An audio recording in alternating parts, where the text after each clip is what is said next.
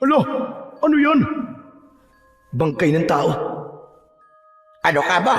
Bangkay ng tao? Bakit naman magkakaroon ng bangkay doon? Hindi ko rin po alam. Pero lolo, yung bangkay may kakaiba sa kanya. May kagat po sa leeg, tapos wakwak po ang katawan. Sa palagay ko, aswang. Aswang po ang may gawa nun. Lolo! Lolo, tulungan niyo ako! May malaking ibon na nakadapo sa nyog! Wakwak yan, Romeo. Isa sa pinakamatapang na uri ng aswang. Hoy! Halika dito at bumaba ka! Harapin mo ako! Akala mo yata'y matatakot ako sa'yo? Hindi! Sige! Halika dito! At tayo'y magtutos na dalawa! Magandang araw po sa inyong lahat. Ang kwento natin ngayon ay tungkol sa isang binatang tsuper na nakatagpo ng isang kakaibang mutya. Siya ay si Romeo, 30 taong gulang. Isang simpleng jeepney driver. Tahimik ang buhay niya. Paikot-ikot lang sa ruta ng pasada at uwi sa bahay. Pero isang gabi, may nangyaring hindi niya inaasahan. May isang kakaibang liwanag mula sa langit ang biglang bumagsak sa kanyang sasakyan. At sa mismong gulong ng jeep, doon niya napansin ang isang pulang bato. Para saan kaya ang mutyang yun? Swerte kaya ito? O isang sumpa na magdadala ng kamalasan? May kinalaman kaya ito sa isang gabi kung kailan nakatagpo sila ng kaibigan niyang si Tano ng isang bangkay sa gitna ng kalsada? Anong mga kababalaghan pa kaya ang mararanasan ni Romeo? At anong mga lihim ang kanyang matutuklasan habang tangan ang mutyang tinawag nilang mutya ng goma? Pero bago po ang lahat mga idol, huwag po nating kalimutan mag-subscribe at i-hit ang notification bell sa aking YouTube channel na The Voice Addict at Apong Isaak para sa mas marami pang makapigil hiningang kwentong aswang at katatakutan mula sa mundo ng kababalaghan. Umpisahan na po natin ang kwento. Madilim ang daan. Ang iilang poste ay halos wala ng ilaw.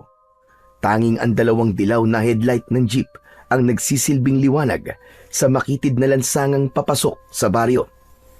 Tahimik ang paligid. Ang ingay lang na maririnig ay ang makina ng sasakyan at ang reklamo ng magkaibigang si Romeo at Tano. Grabe naman talaga ang kakurakutan ng mga opisyalis dito sa bayan natin, no?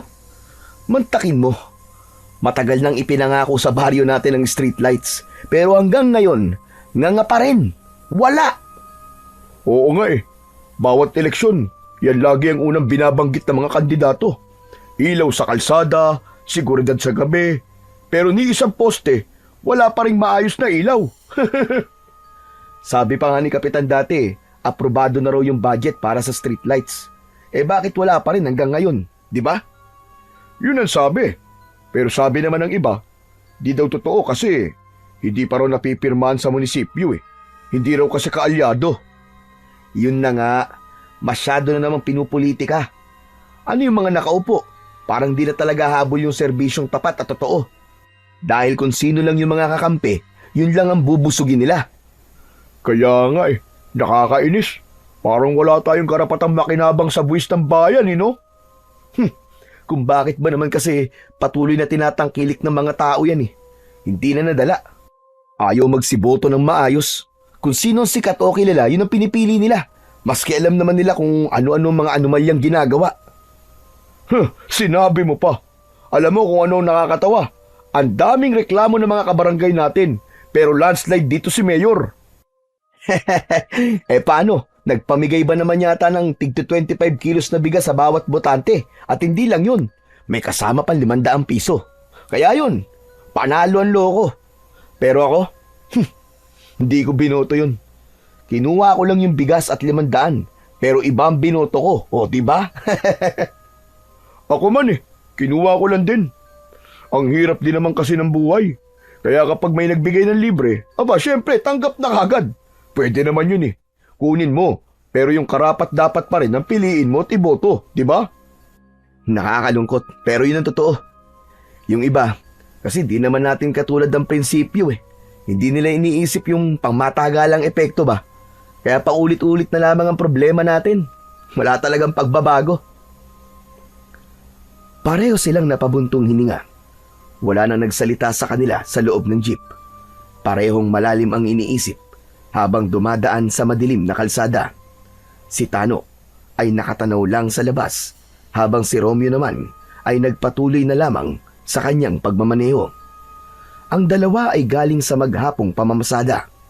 Si Romeo ang driver, 30 anyos na may mahabang buhok na laging nakapusod. Ang mga mata niya ng gabing yun ay namumula na dahil sa pagod at medyo inaantok. Sa tabi niya ay nakasakay naman si Tano, ang kanyang kaibigan na minsan ay nagsa-sideline sa kanya bilang kanyang konduktor. Si Tano ay halos ilang taon pa lang din na naninirahan sa kanilang baryo. Madali niya itong nakapagpalagayan ng loob dahil mabait at maaasahang kapitbahay. Nang malapit na sila sa arko papasok ng baryo, biglang napansin ni Romeo na may nakahambalang sa daan. Hindi yun klaro sa kanya kung tao ba o hayop, pero hindi ito gumagalaw. Biglang preno si Romeo. Sumadsad ang jeep sa mismong tapat ng nilalang. Si Tano ay biglang tila na itulak dahil sa lakas ng paghinto. Wala siyang seatbelt. Tumama ang mukha niya sa harap. Napasinghap siya dahil sa sakit na biglang naramdaman. Dumugo ang kanyang labi. Romeo! Pambihira! Ano bang... Bigla siyang napatingin kay Romeo habang hawak-hawak ang nasaktang bahagi ng bibig. Nanlalaki ang mga mata ng driver. Nakatitig sa harapan. Hindi gumagalaw. Romeo? Pare? Ano ba nakita mo? May bangkay sa daan, pare. Napatingin agad si Tano sa tinititigan ng kaibigan. Paglingon niya sa harap ng jeep, agad siyang nanlamig. Sa ilalim ng maputlang ilaw ng headlight ng kanilang jeep, napagtanto na nilang may katawan nga na nakahandusay sa gitna ng kalsada. Makikita rin na halos balot ito ng putik at tuyong dahon. Nakabuka ang mga braso, tila nakaturo sa magkabilaang gilid ng daan, at wala itong saplot sa paa. Parehas na silang nakatulala ng mga sandaling yun. Parehas din na ramdam ang unti-unting paggapang ng kilabot mula sa kanilang talampakan, paakyat sa kanilang mga batok. Napalunok na lamang si Tano, pero parang tuyo ang lalamunan niya. Bumilis din ang pagtibok ng kanyang puso. Ilang segundo pa ang lumipas, kapwa na sila bumaba ng jeep. Dahan-dahan ang kanilang hakbang dahil parang nag-aalangan na baka patibong lamang yun ng mga kawatan. Baka biglang gumalaw ito at hold upin sila. Lalo na't narinig na nila parehas ang modus na yun. Paglapit nila doon, nakita nila ang kabuuan ng bangkay.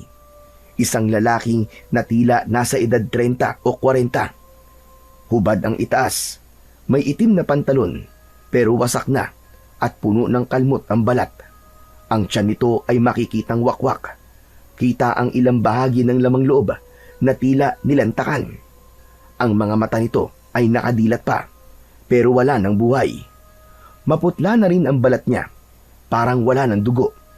Gayong malinis naman ang kinahihigian nito. Wala ni kaunting mantsa ng dugo, at sa may leeg nito, may marka ng tila kagat. Malalim yun. Hala! Ano yan? Bangkay ng tao, pare.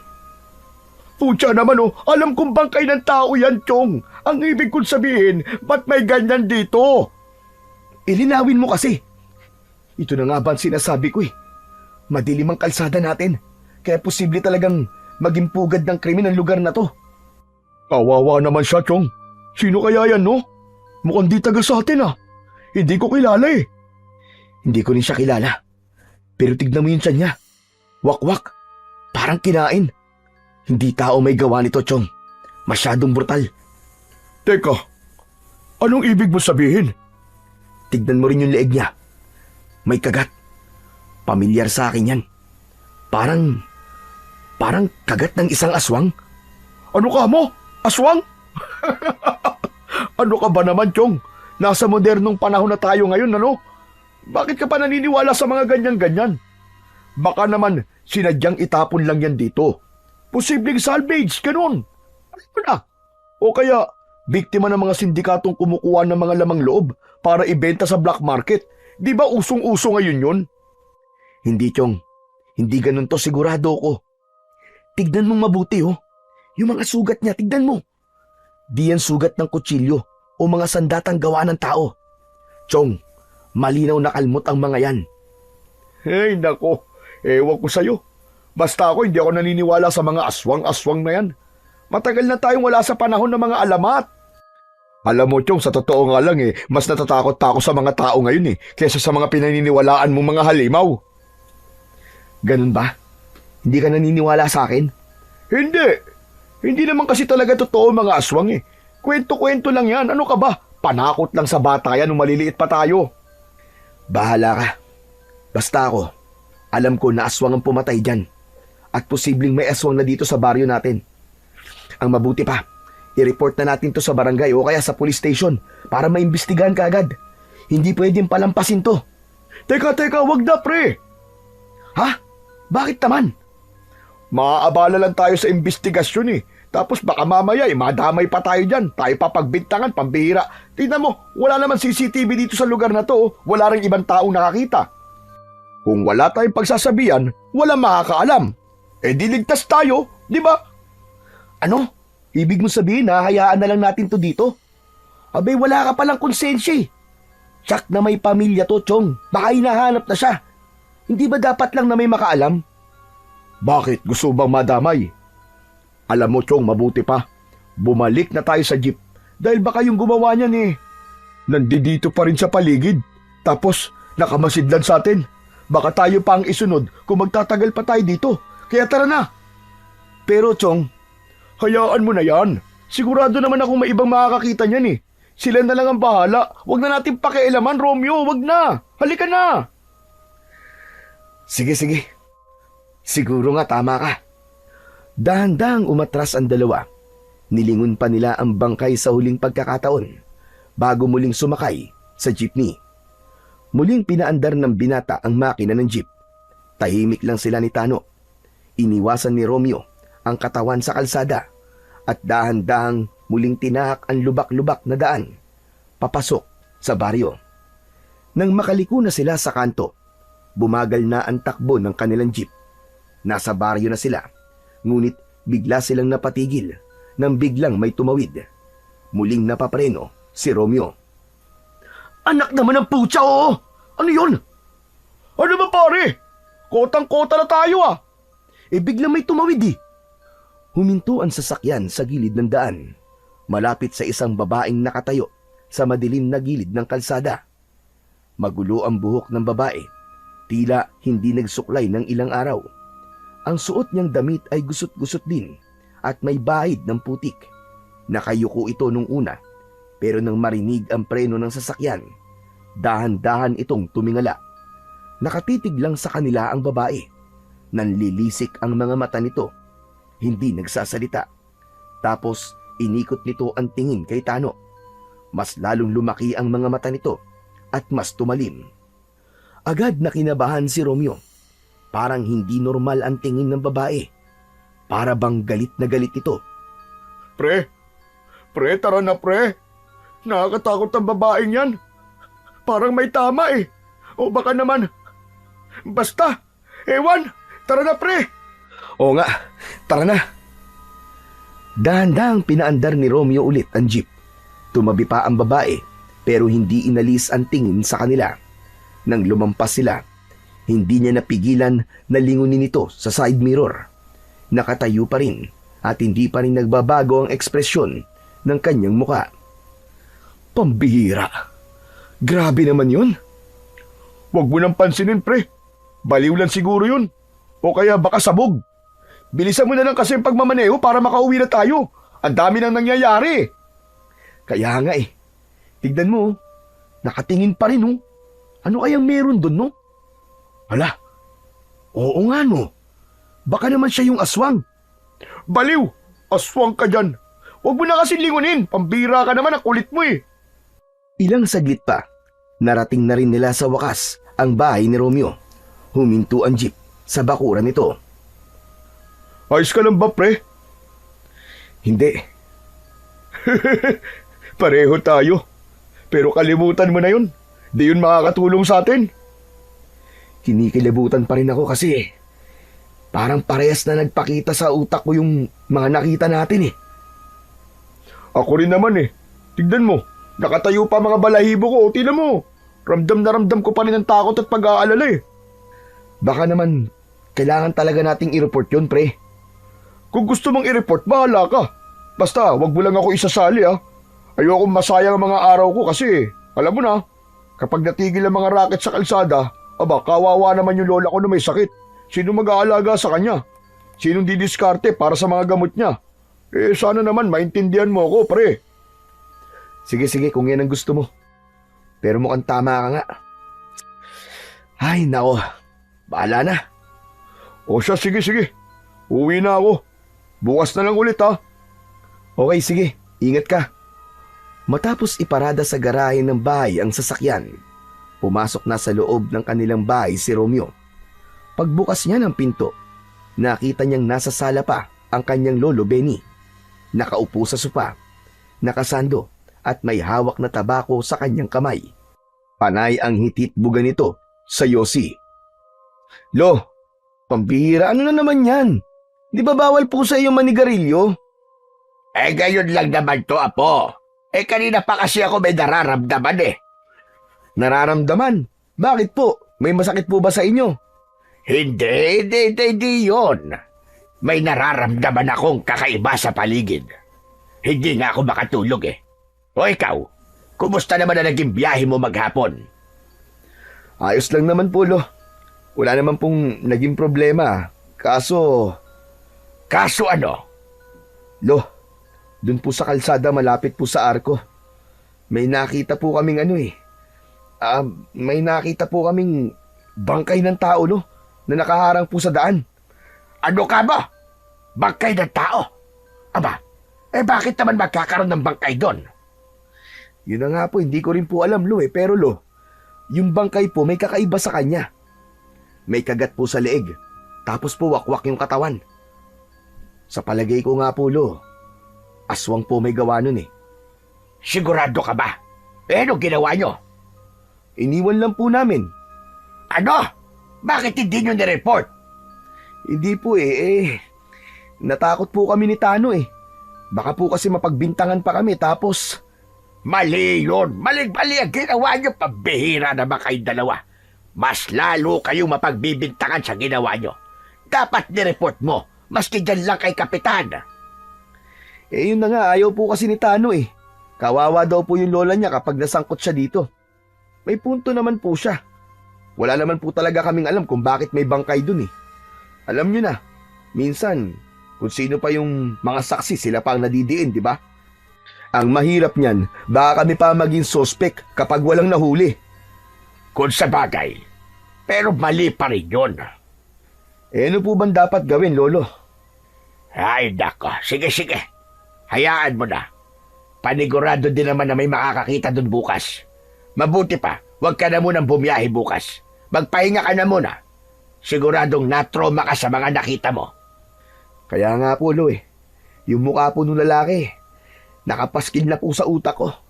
Saka parang naduduwal po ako kapag naaalala ko po yung wakwak na tiyan niya. Sinasabi ko na nga ba, may kakaiba talaga akong nararamdaman kanina. Masangsang din ang hangin.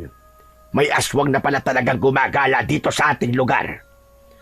Yun na nga po ang sinasabi ko, Lo Ayaw po maniwala sa akin ni Tano Pambihira, oo. Hindi talaga yun maniniwala. Kilala mo naman ang kaibigan mong yun. Maski sa akin, hindi nga yun naniniwala Malaki talaga ang posibilidad na aswang ang may gawa nun, Apo. Yung kinikwento mo sa akin na itsura ng bangkay, ganyan ang estilo ng pagpatay ng isang aswang na wakwak. Kaya lang, bakit dito sa baryo natin dinala yung bangkay? Saka bakit nasa kalsada? Di ba sabi mo, wakwak lang naman ang tiyan at naroon pa ang mga laman loob niya? Opo, Lo, naroon pa nga. Nakita ko pa rin po yung bituka. Naroon din po yung puso. Pero magulo po Di ako sigurado kung kumpleto pa talaga yun. Hindi kaya Ano po, Lo? posible kayang sinadyang dalhin dito para kainin? Baka ang aswang, taga rito mismo sa baryo natin. Ano po, Lo? Taga rito sa baryo natin? Ibig sabihin po may kababaryo po tayong aswang? Aba, sino naman po, Lo? Hindi ko masasabi kung sino. May mga aswang na marunong magtago ng tunay nilang katauhan, pati amoy, kilos at iba pang palatandaan. Kung minsan pa nga, kahit mga albularyo, hindi sila kagad makikilala. Naku po, nakakatakot naman po pala yun, Lolo. Hindi natin alam, nasa harap na pala natin yung mga aswang. Kaso, yun nga, Lo, bakit po nasa kalsada po yung bangkay? Posibleng may pumigil kaya ganon. O kaya baka may nakakita. Kung ganun, Lo, delikado na pala talaga dito sa baryo natin. Kailangan natin maging mapagmatsyag kasi hindi natin kilala kung sino ang kalaban. Tama ka, Romeo. Kailangan nating mag-ingat. Ikaw na lalo at inaabot ka ng gabi sa biyahe. Oo nga po Pero kasama ko naman po palagi si Tano Hindi sapat yon. Hayaan mo, Apo. At gagawa ako ng langis para kung sakali na lumapit sa atin o sa'yo yung aswang. Kahit na magbalat kayo pa siya, malalaman natin. Paano po yun, Lo? Kukulo ang langis kapag may malapit na aswang. Teka, ano naman pong klaseng langis yun? Ang langis na yon ay gawa sa itim na ugat ng sanggumay. Marami ako dito, pero bukas ko nalulutuin. Sige na, magpahinga ka na lang muna. Tulungan mo na lang akong gawin ito bukas. Sige po, Lo. Maaga pa lang ay gising na si Romeo habang nagkakape at pinagmamasdan niya ang kanyang lolo Benny na abalang naglalabas ng mga garapon at bote mula sa aparador sa kusina. Lo, ano pong kailangan kong gawin? Heto. Mamaya, pagkatapos mo dyan magkape, hugasan mo mga ugat na ito. Inilapag ng matanda ang isang bugkos ng mga itim na ugat. Tumayo si Romeo at inilapag ang kanyang tasa sa mesa. Pinulot niya ang mga ugat ng sanggumay. Makakapal ang balat nito, kulay uling at may kakaibang amoy na parang pinaghalong mapait at maasim.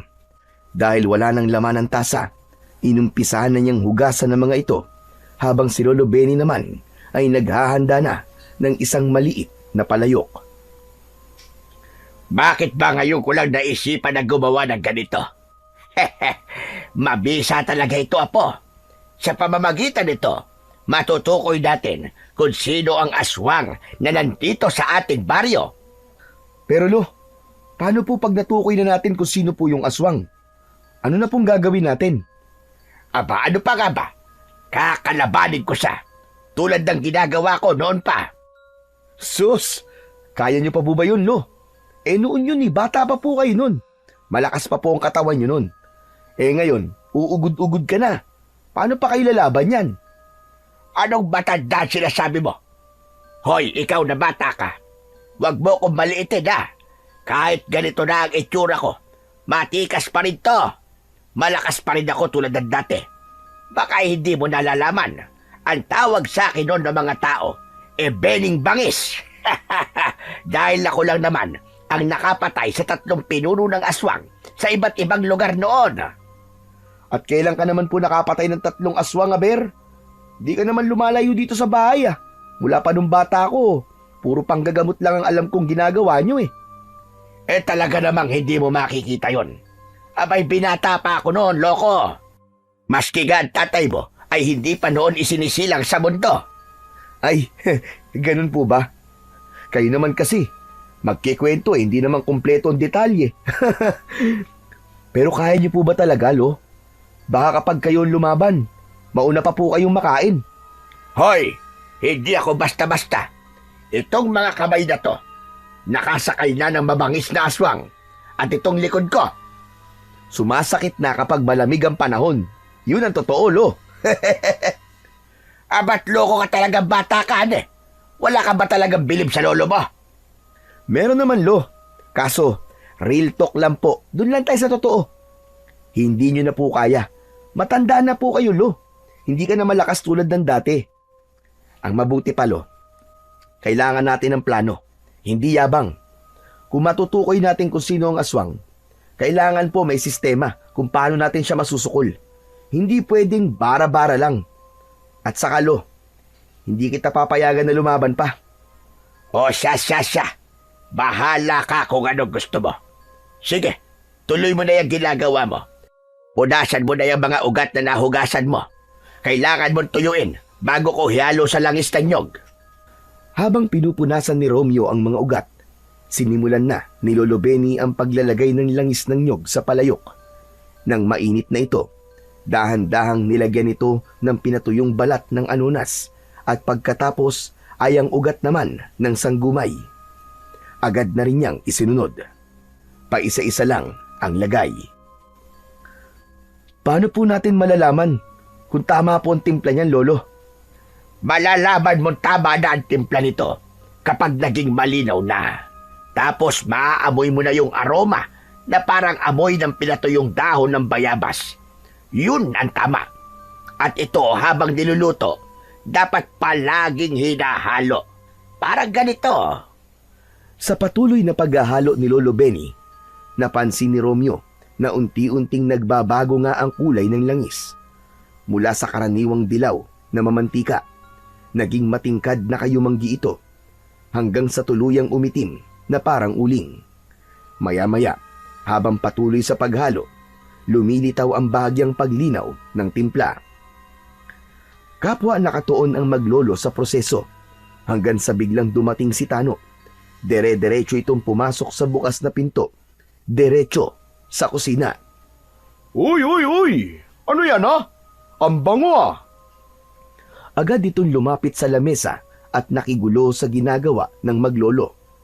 Hinawakan ito ang iba pang sangkap na nasa lamesa. Inamoy-amoy ang ilang dahon at iba pa. Hoy, ikaw, wag mong galawin ang mga yan. Masyelo ng paggawa ng langis na to. Pantukoy ito ng aswang. Ha? Ano, Lolo Benny? Anong pantukoy ng aswang? Alam ko na. Mukha nagsumbong sa inyo to kagabi, no? At naniwala naman po kayo na aswang nga may gawa nun. Susmi naman, Lolo.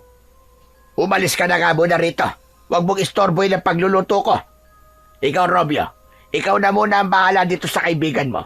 Dalin mo muna sa sala. Agad naman na sumunod si Romeo sa kanyang lolo.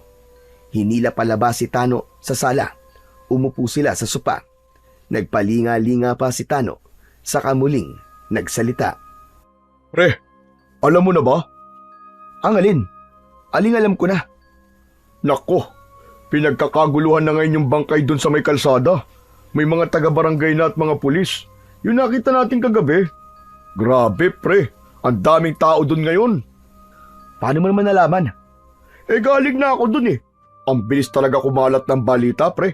At alam mo ba, marami naniniwala na tulad mo, aswang nga daw ang may kagagawan nun. O di ba? Sabi ko naman kasi sa'yo eh. Ayaw mo lang kasing maniwala sa akin eh. Hindi pa rin naman ako naniniwala, pre. Sabi lang naman nila yun eh. Wala namang saksi sa nangyari. Lahat, puro sabi-sabi lang. Puro chismis lang. Ay nako, bala ka kung ayaw mo maniwala. Basta kami ni Lolo, gagawa kami ng paraan para matukoy at makilala kung sino ang aswang na yun. Hindi siya dapat nandito sa baryo natin. Humandalan talaga siya. Inaabalan nyo lang ang mga sarili nyo. Walang aswang, walang ganun, tol. Ano ba kayo? Nagsasayang lang kayo ng oras. Meron, Tano. At papatunayan ko sa'yo yan. Bahala ka. O siya, di ka pa nakabihis ah. Di ka ba babiyahe ngayon? Hindi na muna, Chong. Pahinga na muna ako. Nakukonsensya pa ako dun sa nangyari kagabi. Para kasing pinabayaan lang natin siya. Hindi ko matanggap na wala man lang tayong ginawa at hindi tayo nakialam. Mabigat ang loob ko, Chong. Anak ng pambihira ka naman, oo. Mag-move on ka na kagad. Sayang ang kita natin. Pasensya na, Chong. Di ko talaga kaya eh. Ay nako. Kung ganun, ako na lang muna pupunta sa bayan. Magbabarker na lang muna ako ngayon doon kung wala tayong biyahe. Sige, Chong. Pasensya ka na muna ha. Ayos lang, walang problema sa akin. Pero sana sa mga susunod na araw maging okay ka na. Biglang narinig nila ang pagtawag ni Lolo Benny mula sa kusina. Robyo! Robyo, apo, halika nga muna rito. Tumayo si Romeo at agad na lumapit. Lo, bakit po? Bantayan mo muna ito. Kukuha pa ako ng huling sangkap na halaman doon sa likod ng bahay natin. Sige po lo, ako pong bahala. Inabot ng binata ang sandok at ipinagpatuloy ang paghahalo. Tumalikod na at tuluyang lumabas ng bahay ang matanda. Nang medyo lumipas na ang ilang minuto, nakaramdam siya na tila naiihi. Tano! Chong! Chong, ikaw na nga muna rito. Ihi lang ako. Ano? Baka naman magalit yan si Lolo. Okay lang yan, ano ka ba? Matagal pa yun. Tapos na ako magbanyo bago pa yun pumasok ulit dito. Sige na, baka bumaha dito eh. Hindi ko na kayang pigilan eh. Sige na nga, akin na nga yung sandok. Bilisan mo ha. Habang lumalayo si Romeo, nanatili si Tano sa kusina, nakatitig sa langis. Inaamoy-amoy niya ito, sabay ginaya ang ginagawang paghalo ni Romeo. Habang hinahalo ang langis, napatingin siya sa paligid. Napansin niyang may nakasabit na mga palaspas sa bintana. May luma ring kosipiyo sa dingding. Sa sulok ng kusina, may lumang kahon na may ukit na muka ng leon. Grabe, ang daming pangontra. Binalik niya ang atensyon sa palayok at muling hinalo ang langis. Bigla siyang napatigil sandali nang titigan niya ang kumukulong likido. Kinilabutan siya. Hala, ano yun? Bakit kumukulo? Bahagyang umatras si Tano, hawak pa rin ang sandok, habang nakapako ang tingin sa palayok. Ang dating amoy ng herbal na sangkap ay biglang napalitan ng kakaibang amoy. Parang amoy na may nasunog na balahibo ng hayop. Napalingon siya nang makarinig ng kaluskos sa likod. Nakabalik na noon si Romeo. Napakunot ang noo nito nang mapansin ang anyo ng kaibigan niyang si Tano. Uy pre, ano nangyari sa'yo? Hindi agad sumagot si Tano. Dahan-dahan niyang ibinaba ang hawak habang nakatingin pa rin sa palayok. Napansin ni Romeo ang kakaibang kulay ng langis. Hindi na ito malinaw, kundi bahagyang nagiging abo ang gilid. Bago pa niya matanong si Tano, isang mahinang kaluskos ang narinig nila mula sa labas ng bahay. Nagkatinginan silang dalawa. Pumasok si Lolo Benny, dala ang mga dahon ng sambong. Diretso ito sa lamesa. Ginayat ang dala gamit ang kutsilyo at kinatasan dagta gamit ang sariling kamay.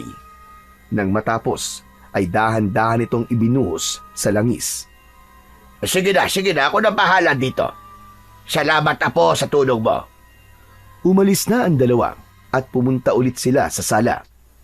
Samantala, naiwan naman sa kusina ang matanda. Habang inilalagay ang katas ng sambong, kumunot ang noo ng matanda. Tinitigan niya ang kulay ng langis. Tila may napansin siyang bahagyang pagbabago. Kinuha niya ang sandok at hinalo ito ng hinalo. Unti-unti, luminaw ulit ang langis. Samantala sa sala ay nagpaalam na si Tano sa kaibigan niyang si Romeo. O paano, sige na pre. Una na ako ha. Kailangan kong maaga makapagsimula para makarami. Naubos na yung gamot ni Lola Mabuti na lang at gumaganda-ganda na ang pakiramdam niya ngayon. Sige Chong. Pero Chong, ba't di mo subukang ipatingin kay Lolo? Malay mo, hindi sa ospital gagaling si Lola, kundi sa albularyo. Chong, magaling si Lolo, maniwala ka. Alam ko magaling ang lolo mo, Chong. Pero dalan-dala na ako sa mga albularyo Hindi ko sinasabing wala akong tiwala kay Lolo Benny ha. Pero noon pa kasi, isinumpa ko na sa sarili kong hindi ako hihingi ng tulong sa mga katulad niya. Aba, bakit naman Chong? Basta. Ayoko lang. May mga bagay lang na mas mabuting sa akin na lang at wag nang ungkatin. Mabilis na tumalikod na si Tano. Halatang ayaw ng patagalin pa ang kanilang usapan. Hindi na ito lumingon kahit isang beses. Naiwan si Romeo, tahimik at tila naguguluhan. Tinitigan niya ang likod ng kaibigan habang papalayo. Gusto pa sana niyang ipilit sa kaibigan niya na magtiwala ito kay Lolo Benny, pero hindi niya na nagawa. O apo, aba, nakaalis na pala si Tado. Opo, Lo. Gusto raw po makarami, kaya ayun, umalis na. Ay, nako. Matigas talaga ang loob ng kaibigan mo na yon. Parang wala lang sa kanya nangyari sa inyo kagabi. Kaya nga po Pero hindi ko naman po siya pwedeng husgan dahil mahal po yata yung mga gamot na iniinom ng lola niya Kaya kailangan niya talagang kumayod ng matindi para sa lola niya. Ay siya nga naman. Nabalitaan ko rin na may sakit si Remy. Kaya hindi na lumalabas ng bahay niya. Yun na nga po Kawawa nga po. Ba't di mo sabihin sa kanya na ipagamot sa akin ng lola niya para malaman natin kung anong sakit ni Remy? Baka sakaling magamot ko. Sinabi ko naman po sa kanya, Lo, kaya lang ayaw daw po niyang humingi ng tulong sa albularyo Wala daw po siyang tiwala at isinumpa daw po niya nun na kahit kailan daw po ay hindi siya hihingi ng tulong sa mga katulad niyo. Bakit po kaya, no, Lo? Malamang may naging masamang karanasan sila sa isa sa amin o baka naman may ginawang isang albularyo nun na hindi niya matanggap. Minsan kasi kahit ganito kami may pagkakamali ring nagagawa. Lalo na yung mga nagpapanggap lang na may kapangyarihan. Tama ka, Lo. Baka nga po ganun na nangyari sa kanya. Parang na-trauma. Ang mabuti pa'y hayaan mo na lang siya, Apo. Hindi naman natin pwedeng ipilit ang gusto natin sa kanya. Opo, Lo. Teka po. Bakit pala kayo nandito na? Tapos na po ba yung ginagawa niyong langis? Oo, tapos na. Papalamigin na lamang natin yan bago isalin sa mga botelya. Sa araw na to, sisimulan na natin hanapin ang aswang. Hindi na pwedeng patagalin pa. Kailangan natin malaman kagad kung sino siya bago pa tayo muling masalisiyan at bago pa may mabiktima sa mga kabarangay natin. Tahimik na si Romeo. Napatitig ito sa kanyang Lolo Benny. Kita niya sa mukha nito ang pagod, pero pansin din niya ang matinding determinasyon ng matanda. May nararamdamang kaba rin si Romeo, pero pinili niyang wag ipahalata yon sa kanyang lolo. Nang napalamig na nila ang langis, dahan-dahang inilabas ni Lolo Benny ang mga botelya na lalagyan nila ng langis. Isa-isa nilang sinalinan ng likido ang mga sisidlan. Pagkatapos, maingat itong isinara at inilagay sa bag. Ibibigay natin to sa mga taong naniniwala pa rin sa akin, sa mga handang makinig at makipagtulungan. Sa ganitong paraan, mas malaki ang tsansa natin matagpuan ang aswang sa lalong madaling panahon. Nang tapos na sila, nagsimula na ang maglolo na mag-ikot sa baryo. Ang una nilang pinuntahan ay ang mga kapitbahay nila. Tinawag nila ang mga tao sa loob ng mga bahay at ipinaliwanag kung para saan ang langis na kanilang ipinamimigay. Marami ang naniwala sa kanila dahil nga sa natagpuang bangkay sa kalsada. May ilan ding nagduda pero tinanggap pa rin nila ito dahil wala naman daw mawawala. Tumao sila sa bahay ni Lola Remy. Ilang ulit silang kumatok at tumawag pero walang sumagot. Tahimik lang ang buong bahay. Nakailang ulit pa silang tumawag pero wala talagang lumabas. Napilitan na si Lolo Benny na iwan na lang ang isang botelya ng langis sa may pinto. Nagpatuloy na sila sa pag-iikot. Napansin ni Romeo na tila wala pa rin silang palatandaan ng aswang. Lahat ng bahay na napuntahan nila, walang naging reaksyon ng langis. Hindi ito kumulo o umusok. Wala ni isang palatandaan. Lo, baka naman mali tayo ng hinala. Baka hindi talaga siya taga rito sa baryo natin. Napalingon sa kanya si Lolo Benny. Bahagyang napataas ang kilay nito. Ano ka ba naman, Romeo? Ang bilis naman magbago ng paniniwala mo. Nakakakalahati pa lang tayo, baka akala mo. Marami pa tayong dapat napuntahan. Tumango na lamang si Romeo bilang sagot sa kanyang Lolo Benny. Alam niyang ayaw pang sumuko ng matanda. Kaya nagpatuloy sila sa pag-iikot. Isa-isa nilang pinuntahan ang bawat sulok ng baryo. Pati ang mga bahay na nasa medyo liblib na bahagi ay nilibot din nila. Lahat ng tao na naroroon, binigyan nila ng langis. Lahat ay pinagmasdan nila ng maigi. Ang kilos, ang mga mata, ang galaw ng katawan, pero walang kakaiba. Dala-dala nila ang pag-asa na baka sa isa sa mga bahay ay makakaramdam ang langis ng presensya ng nilalang na hinahanap nila.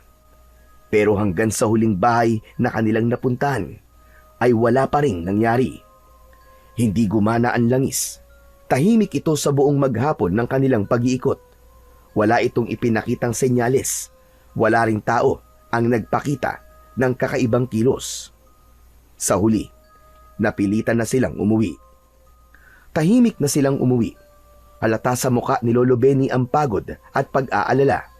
Sa kabila ng lahat ng kanilang ginawa, hindi nila nakita ang aswang. Hindi nila natukoy kung sino sa baryo ang maaaring may itinatagong sikreto. Hanggang sa nakadama na si Romeo ng pagkabigo.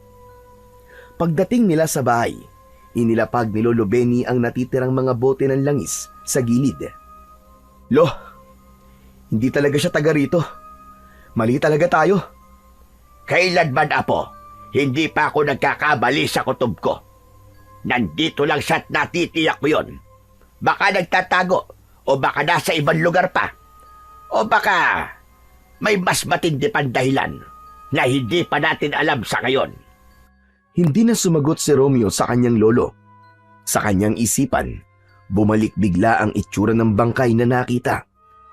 Bumalik ang takot at pag-aalala na nasa malapit lang ang panganib. Pagdating ng hapon, tinawag ni Lolo Benny si Romeo na abala sa paglilinis ng kanyang sasakyan. Apo, magsunog ka nga ng goma dito sa harap. Bakit po, Lo? Pagtaboy sa aswang, hindi makakalapit yan sa amoy ng nasusunog na goma. Hindi natin alam kung nasa paligid lang siya. Kaagad naman na sumunod si Romeo sa inutos ng kanyang lolo. Inilabas niya ang ilang lumang gulong mula sa gilid ng bahay nila at inilagay sa harap ng bakuran. Siniliban niya ito gamit ang konting gas at posporo. Saglit lang ay sumiklab ang apoy. Kumapal ang usok. Umalingasaw ang matapang at masangsang na amoy ng nasusunog na goma. Ayon kay Lolo Benny, ang usok na mula sa nasusunog na goma ay hindi kayang tiisin ng mga nilalang na galing sa dilim. Habang patuloy ang pag-alab ng apoy, dumaan si Tano. Napahawak siya sa dibdib at nagsimulang umubo. Nakita niyang galing kina Romeo ang nalalanghap na usok. Agad niyang pinuntahan ang kaibigan. Romeo, ano ginagawa mo? Ano pa nga ba, di nagsusunog ng goma? Oo, alam ko. Nakita ko nga eh. Pero ang tinatanong ko, para saan yan? Bakit ka nagsusunog? Ano na naman kabaliwan yan? Anong kabaliwan sinasabi mo? Hindi kabaliwan to, no? Pantaboy to ng aswang, Chong, para hindi makalapit dito sa atin. Ano ka mo? Aswang na naman? Pambihira. Hindi mo ba alam na delikado yan? Mahihirapan na namang huminga niyan si Lola sa loob ng bahay namin. Pero Chong, inutusan kasi ako ni Lolo eh.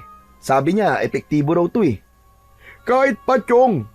Kayo lang ba nakatira dito? May matatanda, mga bata. Aba, sobrang baho naman yan, Chong. Nagsimula ng tumaas ang boses nila. Nagsisigawan na ang dalawa. Halatang pareho silang tensyonado. Lumabas na si Lolo Benny mula sa loob ng bahay. Hoy, ano ba yan? Tama na! Romeo, Tano! Ay, nako. Tano, pasensya ka na. Hindi namin gustong makaperwisyo sa inyo. Pasensya na rin po, Lolo Benny, pero sobra po talaga baho niyang ginagawa niyo eh. Saka isa pa, pinagbabawal na po sa barangay natin yan ah. Pambihira naman oo. Kung mamatay ang lola ko dahil dyan sa paniniwala niyo na yan, pananagutan niyo po ba? Teka lang, Chong. Abay, sobra ka naman na yata. Huwag mong pagtaasan ng boses ang lolo ko ha. Pwede ka naman makipag-usap na maayos eh. Kung hindi pwede, edi hindi pwede. Pwede namang patayin ng apoy eh. Sobrang OA mo naman. Ako pa ngayon ang OA ah. Gusto niyo ba magharap-harap tayo sa barangay eh? Tama na yan, tama na! Hindi matatapos ang usapan na to kung ganyan kayo. Sige na, Romeo. Patayin mo na ang apoy. Madali ka. Tumango si Romeo. Agad siyang tumakbo sa likod ng bahay. Kumuha siya ng isang balding tubig at ibinuhos sa nasusunog na goma. Umusok pa ito ng konti pero unti-unti na ring nawala ang apoy. Chong, pasensya ka na ha. Di ko talaga intensyon. Nawala din sa isip ko yung kalagayan ng lola mo eh. Huwag mo nang uulitin, Chong ha.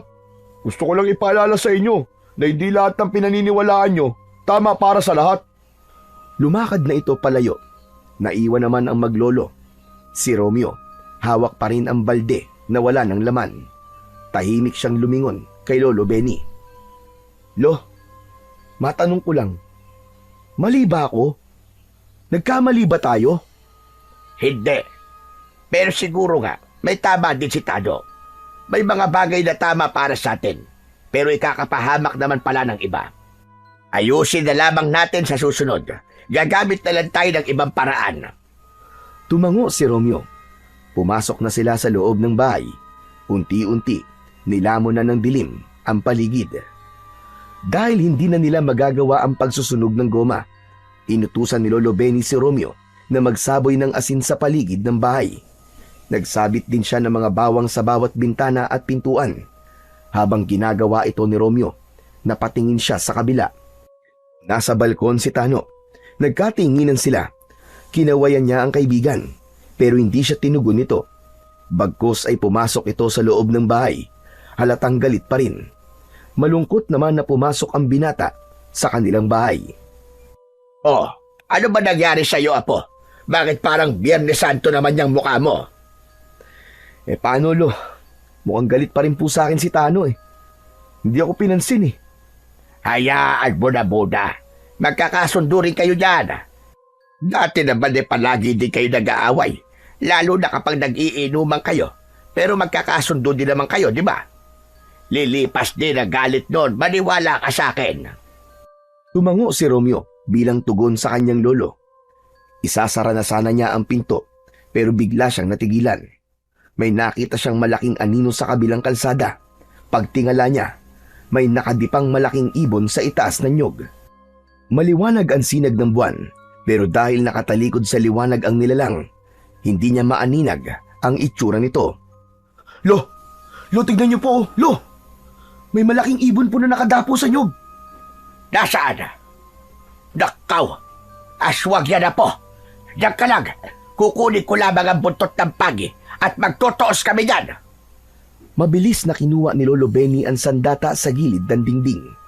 Agad niyang binuksan ang maliit na bote ng langis.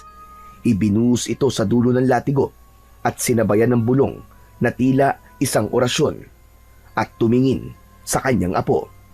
Oh, ano pang tinitignan mo? Halika na! Baka makatakas pa yon! Agad namang kinuha ng binata ang flashlight niya. Sabay silang lumabas ng kanyang lolo. Ramdam na ramdam ni Romeo ang mabilis na pagtibok ng kanyang puso habang nilalapitan nila ang puno ng nyog. Tumigil sila sa tapat nito at itinaas ni Romeo ang hawak na flashlight. Nang masapul ng liwanag ang itaas ng puno, natigilan siya. Nandun pa rin ang nilalang. Nagulat siya sa nakitang muka ng nilalang. Matutulis ang tenga nito na parabang sa paniki. Tapos ay mahaba ang kanyang bibig pero hindi ito tuka, kundi bibig na puno ng matutulis na pangil. Nakalitaw ito kahit na nakasara ang bibig. Ang mga mata nito ay malalaki at mapupula. Ang ilong ay maliit, halos wala ng butas. Mahaba at manipis din ang dila nitong labas-masok na tulad ng sa ahas. Lo! Ano pong klaseng aswang yan? Ang tawag dyan ay wakwak, Romeo. Isa sa pinakatusong uri ng aswang. Sandali lang. Hoy! Halika dito! Bumaba ka rito at harapin mo ako! Akala mo'y natatakot ako sa'yo, ha? Hindi! Sige! Halika at mag-toast tayong dalawa! Sa sigaw ng matanda, biglang lumipad ang wakwak. Malapad ang anino nitong tumabon sa liwanag ng buwan. Umikot-ikot pa ito sa ere at nagpakawala ng malakas na sigaw. Hindi na napigilan pa ni Romeo ang mapasigaw nang dahil sa labis na takot. May aswang! May aswang! Mga kapitbahay! May aswang! Magsilabas kayo! Isa-isa nang nagbukas ang mga pinto. Lumabas ang iba sa kanilang mga kapitbahay. Yung iba may dala ding sandata tulad ng itak, kutsilyo at iba pang matutulis na mga bagay. Ang iba ay sumilip sa bintana. Nakita rin ni Romeo na bumukas ang pinto ni Tano. Ang wakwak ay patuloy na nagpaikot-ikot sa ere at pagkatapos ay biglang sumibat palayo. Tahimik ang lahat, ang mga matay nakatingala. May mga matatandang nagsignos ng krus at napadasal. O di ba? Di ba tama ako? Tama kami ni Lolo. May aswang nga dito sa baryo natin, mga kababaryo. May aswang sa baryo natin. Bumaling siya bigla kay Tano na nakatayo sa may pinto at nakatingala sa itaas. Nang sumigaw siya, nakita niyang sumulyap sa kanya ang kaibigan. Pero saglit lang, hindi ito kumibo. Tahimik lang itong tumalikod, pumasok sa bahay at muling isinara ang pinto. O ano? Naniniwala na po ba kayo? Kayo! Kayo! Naniniwala na ba kayo na may aswang sa baryo natin? Romeo, tama na yan. Nakita nila. Halika na sa loob ng bahay. Magpahinga na tayo. Pumasok na sa loob ng bahay ang maglolo. Sa gabing yun, ay tahimik na ang paligid, pero hindi tulad ng dati. Para sa mga residenteng nakakita ng wakwak, hindi na naalis ang takot at pangamba nila. Hindi na basta-basta ang gabi na yon para sa kanila.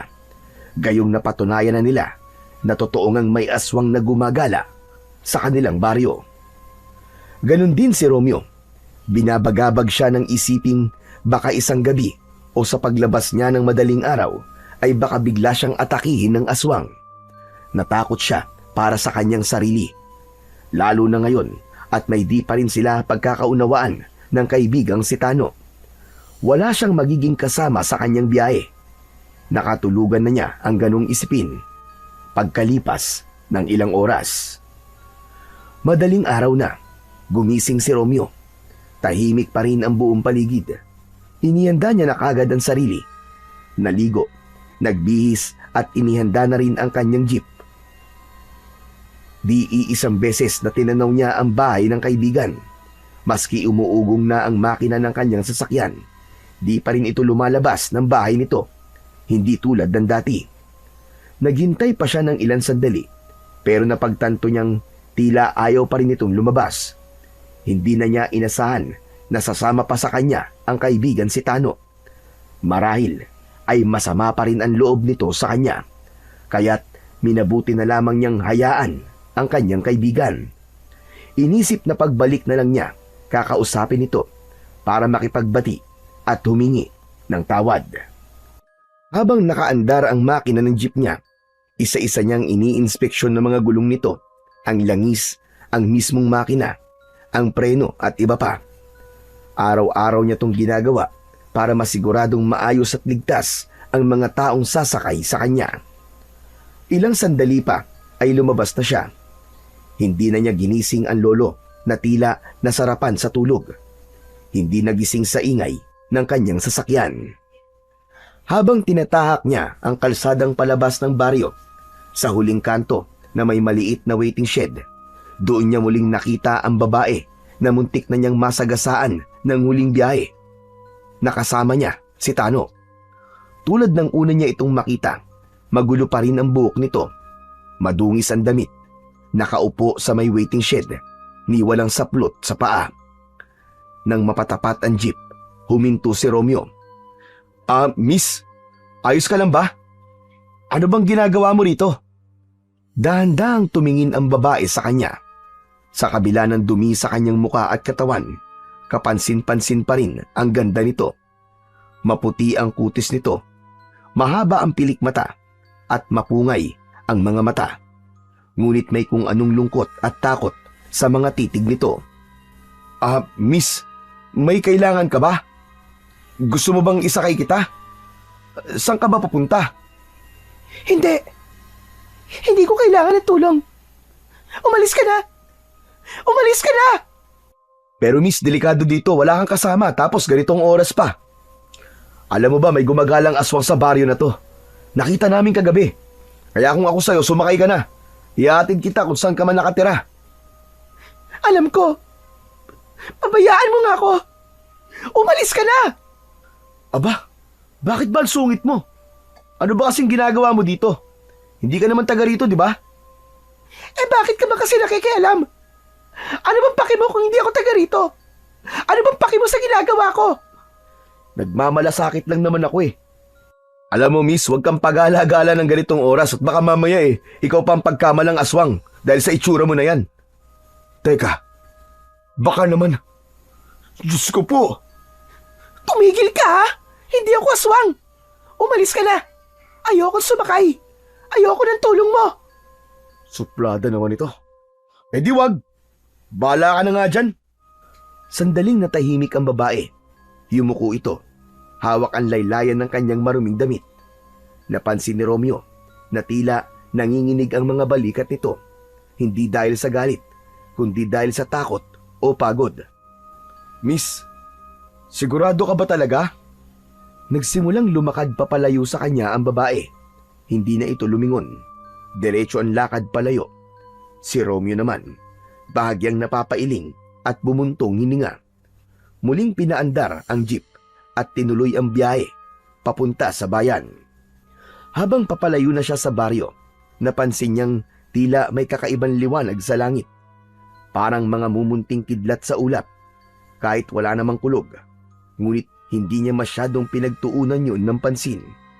Maya-maya pa ay bigla siyang napatigil nang makaramdam ng pananakit ng pantog. Itinabi niya ang sasakyan sa gilid ng kalsada at bumaba para umihi. Nang pabalik na siya sa sasakyan, biglang may isang malakas na liwanag na bumagsak sa mismong sasakyan niya. Naku po! Nakidlatan yata ang jeep ko! Patay! Mabilis lang na nawala ang liwanag na yon. Kakatwa sa paningin ng lalaki dahil tila wala namang nangyari. Wala ring senyales ng pagkasunog. Pero kahit ganun ay hindi siya nagpakampante. Inikot niya ang harap ng jeep. Wala siyang nakita. Walang nasira. Walang tama. Walang kahit munting apoy. Hanggang sa nakahinga na siya ng maluwag. Lumapit siya sa gilid ng jeep at sinilip ang mga gulong. Doon siya napatigil. Sa may singit ng gulong, parang may kumikislap. Lumuhod siya at tinignan itong mabuti. May maliit na bagay na sumiksik sa gilid ng goma. Kulay pula ito, kasing laki ng holen. Kinuha niya ang screwdriver sa toolbox at maingat na sinungkit ang maliit na bagay. Nahulog ito sa lupa at agad niya itong pinulot. Pagdampi ng kamay niya dito, parang may kuryenteng biglang dumaan sa balat niya. Mabilis lang yun, parang saglit na kiliti ng kuryente sa kanyang palad. Anak ng... Aray! Ano ba to? Bato ba to? Wala siyang ideya kung ano yun, kaya ipinasok na lang niya sa kanyang bulsa. Bumalik siya sa loob ng jeep at nagpatuloy niya sa kanyang biyahe.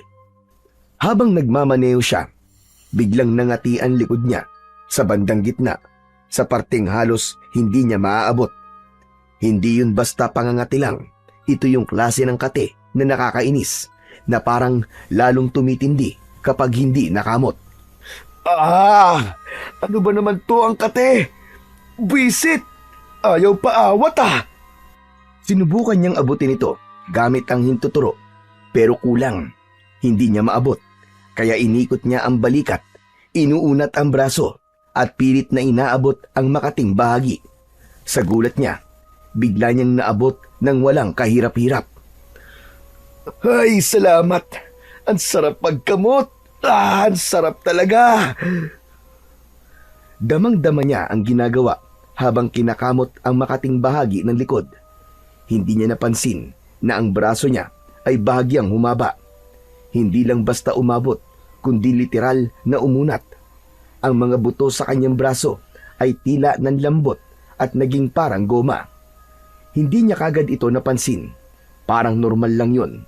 Akala niya ay dahil lang sa tamang anggulo ng katawan at pag-ikot ng balikat, kaya niya ito naabot. Muli niyang ibinalik ang kamay sa manibela. Hindi alintana ang kakaibang nangyari sa kanyang katawan. Wala siyang kaalam-alam na ang bagay na nakasingit sa gulong ng kanyang jeep, ang maliit na pulang batong bilog na kasing laki ng holen, ay nagsisimula ng magkaroon ng epekto sa kanyang katawan. Sa araw na yon ay may kakaiba.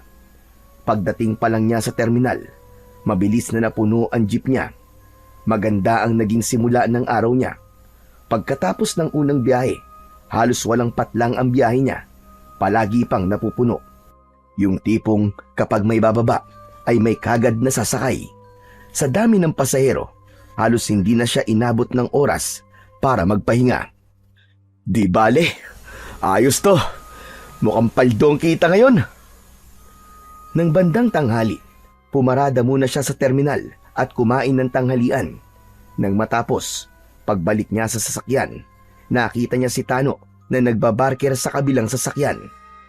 Nagkatitigan sila pero biglang iniiwas ng kaibigan ang tingin sa kanya. Tumalikod si Tano. Napakamot naman sa ulo si Romeo. Anak ng 7 kagaw, oo. Ang tindi namang tuyuin ng best friend ko na to. Ang tagal magtampo. Pambihira, oo. Hindi na niya kinulit ang kaibigan. Sa halip, tinuloy na niya ang kanyang pamamasada. Lumipas ang hapon at unti-unting humupa ang dami ng pasahero. Nang tumuntong na ang gabi, nagsimula na siyang bumalik pa baryo. Medyo pagod pero magaan ang loob niya, lalo na at maayos ang naging kita niya sa araw na yon. Noon lang talaga siya sinuwerte ng ganun. Pagdating niya sa bahay, nakita niya ang lolo Benny niya na nagluluto. Agad na bumungad sa kanya ang amoy ng langis. Lo, mano po? Ano pong ginagawa niyo, Lo? Heto. Nagluluto ako ng langis. Para saan po yan? Nilagyan niyo po ulit ng itim na ugat?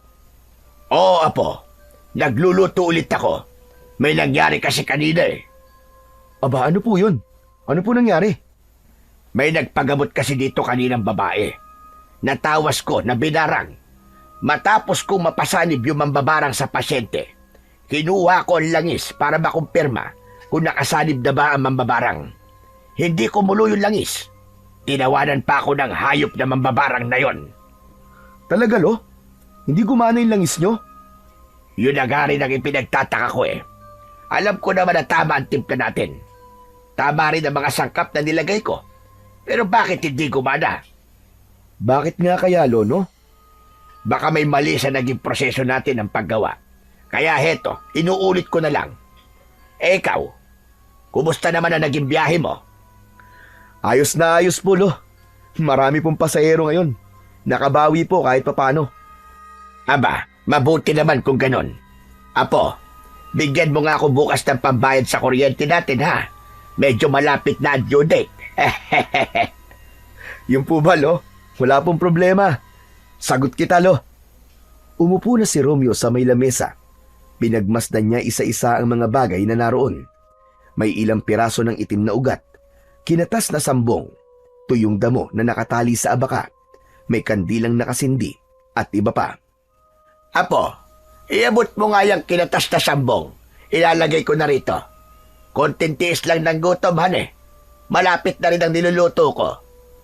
Wala sa sariling inabot ni Romeo ang mangkok na may berdeng likido. Medyo malayo ito sa kinauupuan niya. Iniunat niya ang kanyang braso at humaba ito. Lo, ito na po. Ay, Diyos ko! Ano nangyayari sa'yo, Apo? Nagulat si Romeo sa biglang pagsigaw ng kanyang lolo. Napatitig siya sa kanyang kamay. Doon lang din niya napansin. Ah! Lo! Lo, ano to? Ano ba? Bakit ganyan ka? Diyos ko, Romeo! Ano nangyayari sa'yo? Hindi ko po alam, Lo. Hindi ko po alam. Ah, bakit ganito ang kamay ko? Humaba! Agad na inabot ni Lolo Benny ang mangkok na hawak ng apo at nakuha pang ilagay yon sa niluluto. Pagkatapos ay pinatay na niya ang apoy. Samantala si Romeo naman ay panay na ang sigaw. Tumayo siya mula sa pagkakaupo. Pinilit niyang igalaw ang braso pero nakalaylay lang ito. Agad na gumapang ang takot at kaba sa buong katawan ng binata. Apo, humilahog ka. I-relax mo. I-relax mo lang. Lo, ayaw Lo eh. Ayaw bumalik Lo eh. Ilang saglit pa at napaupo siya sa saig. Nanghina siya sa takot. Tumulo ang pawis sa kanyang noo at sa isang iglap, Nahimatay si Romeo. Agad naman na lumapit si Lolo Benny sa kanyang apo. Nakita niyang unti-unting bumalik sa dati ang braso ng kanyang apo. Nang tuluyang bumalik sa normal na haba, parang walang nangyari, maliban sa nawalang malay na si Romeo. Agad na kinuha ng matanda ang kanyang pangtawas. Nang makuha na ito, nagsimula na siyang magsagawa ng isang ritual. Marahan siyang bumulong sa hangin bago sinindihan ang kandila. Habang ginagawa niya yon, ay nakaramdam siya ng kakaiba. Tumayo ang mga balahibo niya. Matapos sindihan ang kandila, hinawakan niya ang pulso ng apo at doon niya nakita ang isang nilalang na nakatayo sa tabi ni Romeo. Hindi ito tao, isa itong nilalang na mataas at ang muka ay natatakpan ng maskarang kahoy. Sa likod nito ay may umaalon na kapa. Gumagalaw maski walang hangin. Hindi ito gumagalaw. Nakatayo lang ito sa tabi ng apo niya. Ngunit matindi ang presensya nito. Hindi nakakibo ang matanda. Hindi niya alam kung ito ba ay bantay o isang banta. Hindi ito kumikilos, pero ramdam niya ang kapangyarihang taglay nito. Parang isang diwata o isang espiritu na hindi niya kabisado. Napalunok na lamang si Lolo Benny. Sino ka? At anong kailangan mo sa apo ko? Pero hindi siya sinagot ng nilalang. Nanatili lang itong nakatayo. Ilang sandali pa, bigla na lang itong naglaho na tila usok. At si Romeo, nasa saig pa rin. Walang malay, pero humihinga. Nang magising na si Romeo, mabilis siyang bumangon mula sa malamig na semento. Agad niyang tinignan ang kanyang braso. Bumalik na ito sa dating sukat. Napansin niya ang lolo niya na nakaupo sa tabi ng lamesa. Nakatulala at parang malayo ang tingin. Parang may malalim na iniisip. Lolo nangyari? Napalingon si Lolo Benny. Hindi siya kagad nakapagsalita. Tila hindi makapaniwala sa nangyari. Ipinagpag ni Romeo ang kanyang damit na bahagyang nalagyan ng alikabok. Nang masigurong maayos na ang katawan, umupo siya sa tabi ng kanyang lolo. Lolo nangyari? Totoo po ba yun? Humaba po talaga yung kamay ko kanina? Hindi umimik ang matanda sa kanyang tanong. Lo, teka lang ha. Itinaas niya ang kanyang kanang braso at muling sinubukan na pahabain ito. Sa harap ni Lolo Ben, muling humaba nga ito. Parang goma, nababatak, napapaikot niya at sa pagkakataong yun, naibalik niya na ito sa dating anyo at forma. Uy! Hanip! Totoo nga, Lo! Nagkatinginan silang maglolo. Parehas nagulat ang kanilang mga ekspresyon. Pero si Romeo, napangiti na. Sa kabila ng kababalagan, nakaramdam siya ng konting kasiyahan. Ayos to! Susubukan ko ulit, Lo ah! Tignan nyo ah! Pinaglaruan niya ang kanyang katawan. Pinahaba niya ang kanyang leeg. Tinanaw ang laman ng palayok. Lo! Tapos na po pala itong niluluto nyo eh! Tumawa na rin si Lolo Benny, bagamat may halong kaba pa rin ang tawa niya. Ang pangit mo, apo! Para kang kanggaro! Hala, hindi po yung kangaroo, Lo. Giraffe po yun, yung mahaba ang leeg. Kayo naman, oo. Hindi pa nakontento si Romeo. Sinubukan niyang pahabain din ang kanyang mga binti. Bigla siyang naging parang poste. Muntik pa siyang mauntog sa kanilang kisame. Pagkatapos nun, naisipan ng binata na subukan pa ang kakayahan ng kanyang katawan. Napangiti siya. Ipinorma niya ang sarili na bilog. Ang katawan ay binanat, tapos ang ulo ay inilapit sa kanyang talampakan. Nagmukha siyang bilog na bola, tapos isang malakas na tulak mula sa kanyang paa. Tumalon siya mula sa saig at literal na tumalbog-talbog siya sa loob ng kanilang bahay. Tumama siya sa dingding, tumalbog sa kisame, saka gumulong sa gitna ng sala. Apo, sandali! Dahan-dahan ka lang at baka makabasag ka ng gamit natin! Pero hindi siya tumitigil. Para itong bata na tuwan-tuwa sa kanyang bagong tuklas na kakayahan. Halata sa kanya ang labis na saya pagkasabik. Yes! Ayos to! Mukhang pwede na ako mag-change ka rin nito, Lo. Pumasok kaya ako sa perya, no? Naku po, sigurado ko, pagkakaguluhan ako nito ng mga tao, yayaman na po tayo, Lo! Natawa na rin si Lolo Benny kahit may konti pa rin na pag-aalala. Hindi niya akalaing sa isang gabi lang ay may mangyayaring hiwaga sa kanyang apo. Hindi niya inaakala na makikita niya ito na tumatalbog-talbog sa bahay nila na parang isang life-size na Super Bowl. Apo, tama na yan. Romeo, tama na. Huwag ka nang tumalbog-talbog. Tignan mo at bukas pa ang ating pinto. Baka mamaya yan may makakita sa'yo. At ano pa ang isipin? Ay, oo nga pala no. Teka lang po. At sa huling pagtalbog niya, gumulong siya papalapit sa pinto at isinara yun. Bumalik na siya sa dati niyang anyo. Hingal na hingal siya, pero masaya. Lumapit na siya sa matanda at umupo sa tabi nito.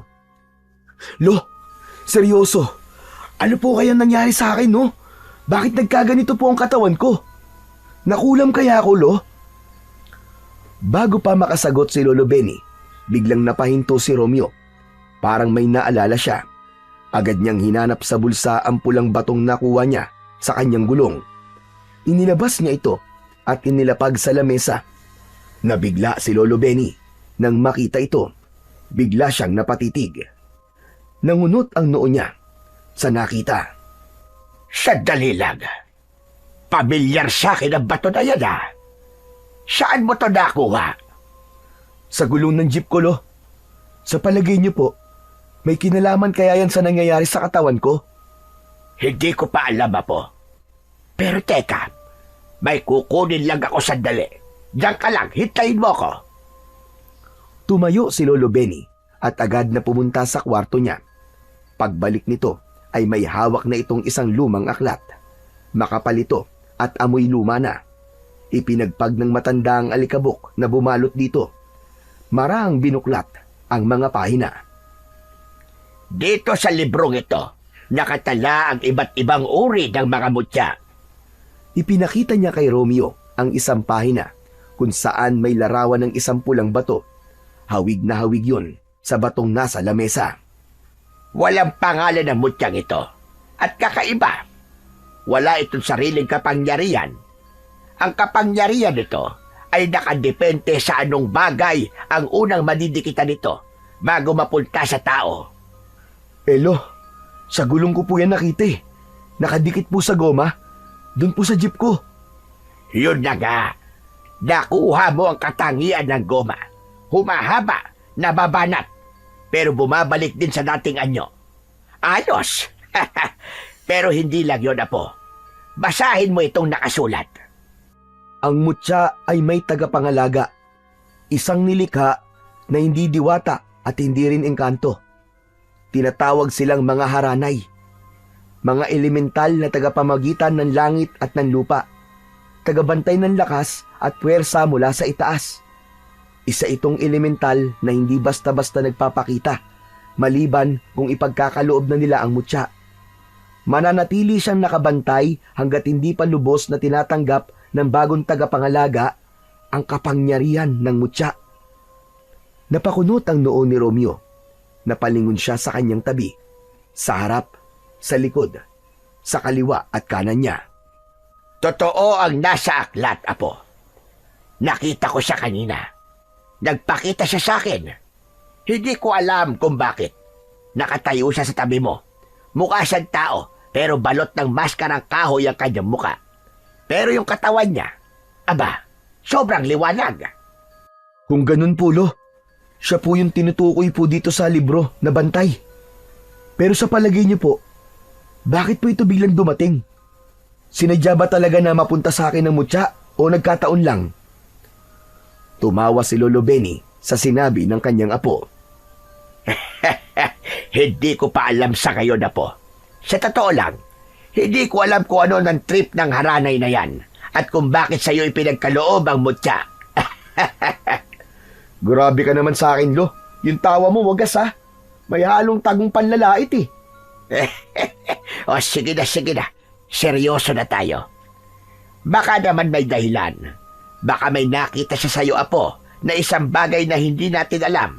At saka, baka may kinalaman ito sa mga nangyayaring kababalaghan dito sa ating baryo.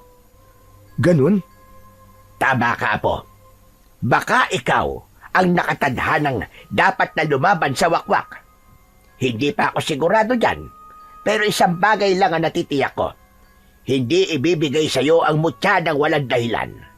Hindi mo magagamit ang mutya kung wala itong tiwala sa pinili niya. Tahimik na sumandig si Romeo sa upuan at muling tinitigan ang mutya.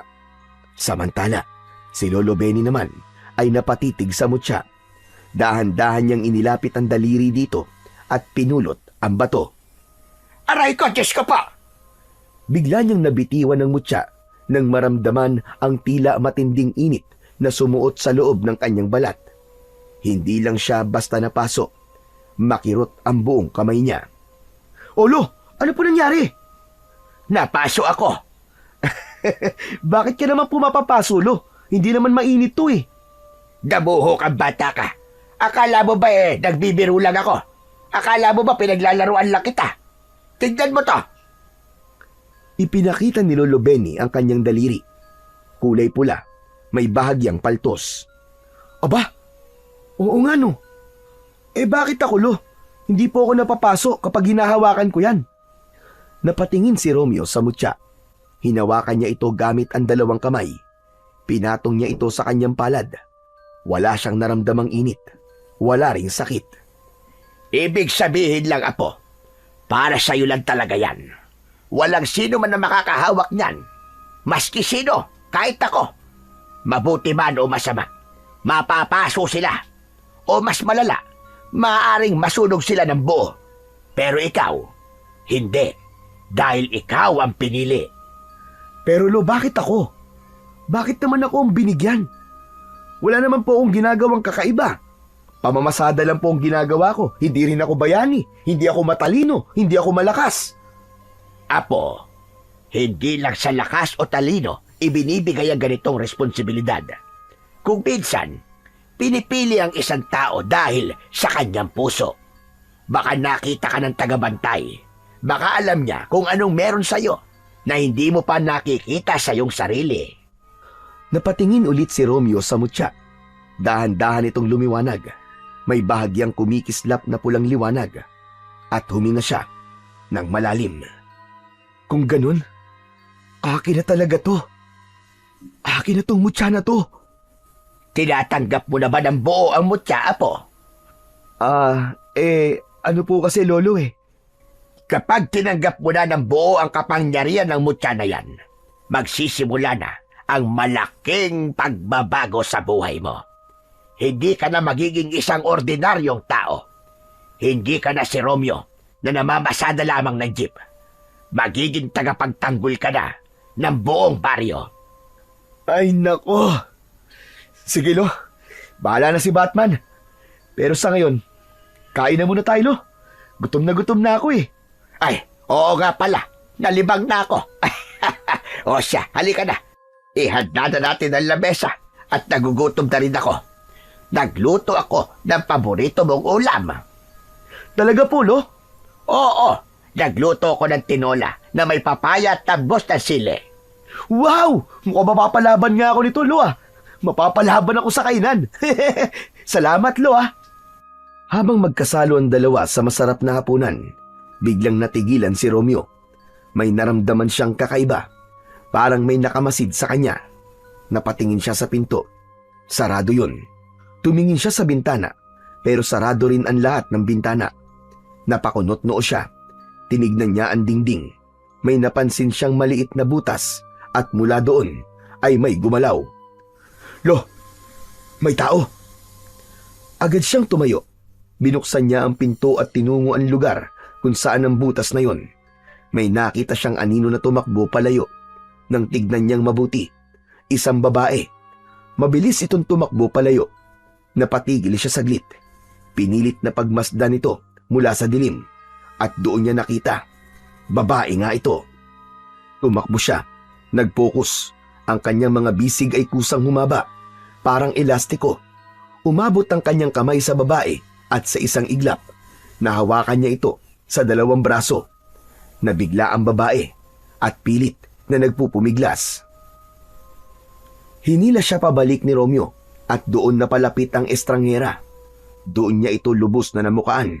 Ito yung babae na palagi niyang nakikita na gumagala sa kalsada tuwing alanganing oras.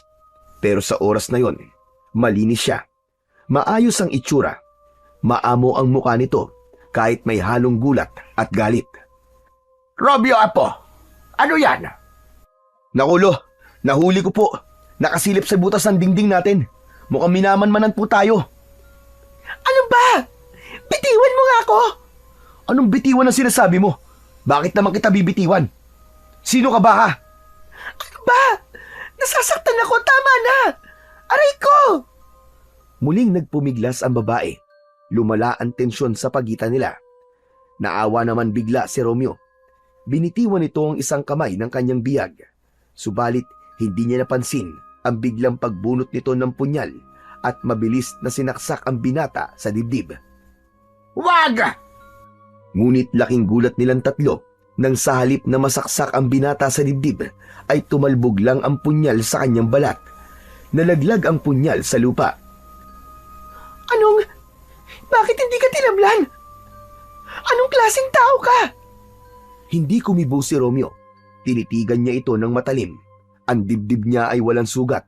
Wala rin kahit konting galos. Ikaw ang dapat tanungin ko niyan. Bakit mo ko sinaksak? Anong motibo mo? Bakit ka nandito? Anong pakay mo sa pagmamanman sa amin?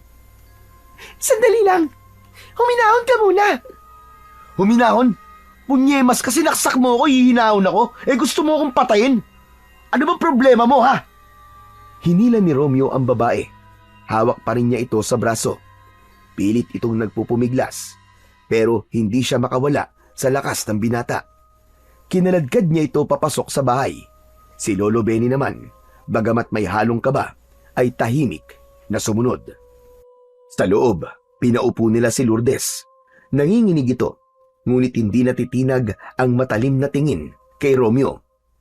Sino ka ba talaga, Iha? At anong ginagawa mo dito?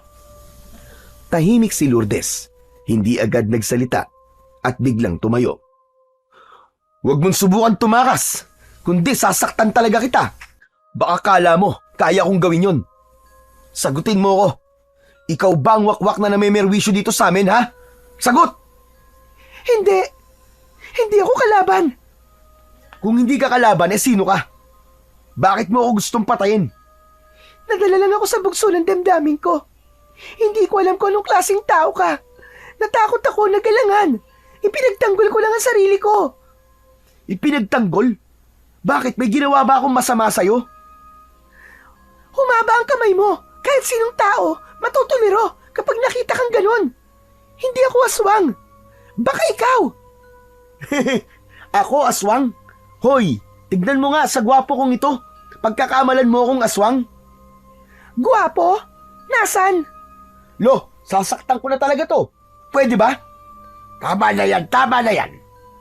Ang mabuti pa, Iha, sabihin mo sa amin kung ano talaga ang pakay mo at kung bakit ka nandito. Ilang gabi na rin po akong pabalik-balik dito sa baryo nyo. Taga-kabilang barangay po ako. Doon, may ilang tao po na nawawala. At karamihan po doon, mga albularyo at mga kapamilya nila. Pagkatapos ng ilang araw, makikita na lang po ang bangkay nila kung saan-saan. Nung una, inakala po naming adik lang po ang gumagawa nun. Pero naginala na kami, nagawa yun ng isang aswang.